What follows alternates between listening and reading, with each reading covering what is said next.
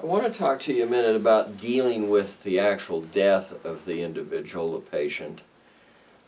Christy died very peacefully. She didn't choke, she didn't suffocate.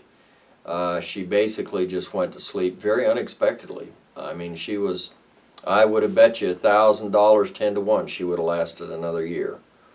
But she wanted to go and she'd prayed about it, and she got out of town.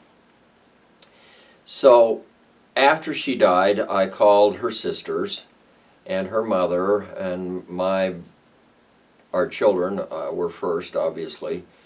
The two children that were local came, and they actually went and got kids out of school and brought the high schoolers and the grade schoolers, and I left Christy where she was. She was very peaceful. She looked like she was asleep on her side. And we all gathered and said goodbye to her. It took us 2 or 3 hours to do that, but I think it was good to have that time to say goodbye.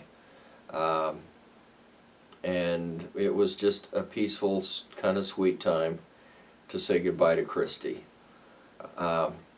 We had long ago, as soon as she was sick, we had prepaid her funeral and my funeral. It's about half the price if you prepay it as if you walk in off the street. We were pretty sure we'd get a deal on it because actually it's an annuity, and you buy the annuity now, or the insurance policy, but we knew Christy was dying with ALS, and so we prepaid all of the funeral. We picked out the caskets, we did everything. And that was really nice for me because I didn't have to make any decisions. I never had to go down to the mortuary. We took her clothes down and that sort of thing. I checked on her once. It took us 2 weeks from the time she died until we actually buried her. And they did a great job. I mean, that depends upon the individual who died, how well they look, and the mortuary, how well they do it. But we were very pleased with that, and like I say, it cost us about 50% of what it would have cost if we had walked in off the street the day she died. We also went down, and I describe these as hot dates. We had a hot date and we went down and we designed the headstone and everything together. And so the headstone's all ready to go. I don't have to make any decisions on the headstone. Haven't told them we need one yet, but it's there and it's prepaid and everything else. That went very well for us to do everything in advance. I had written the program for the funeral. I did kind of a fun thing. I made it a long program and I printed it because we could have never afforded to have the mortuary print it, and I have big printing stuff at my office.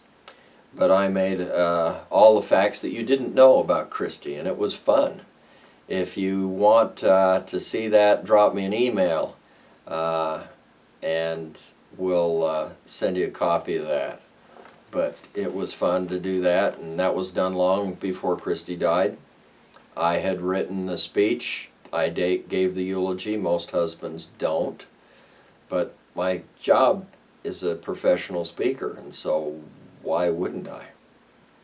And so I had the speech written several years before Christy died, and all I had to do was give the speech.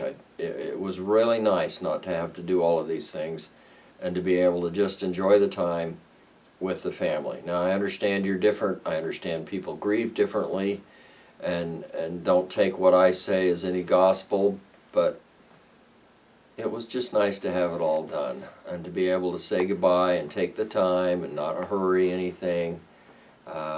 So that's the way we did it. I don't know how you're going to do it. It's a sad time, certainly. Christy's only been dead a couple of weeks, so I still get choked up. At any rate, what do you do when somebody dies?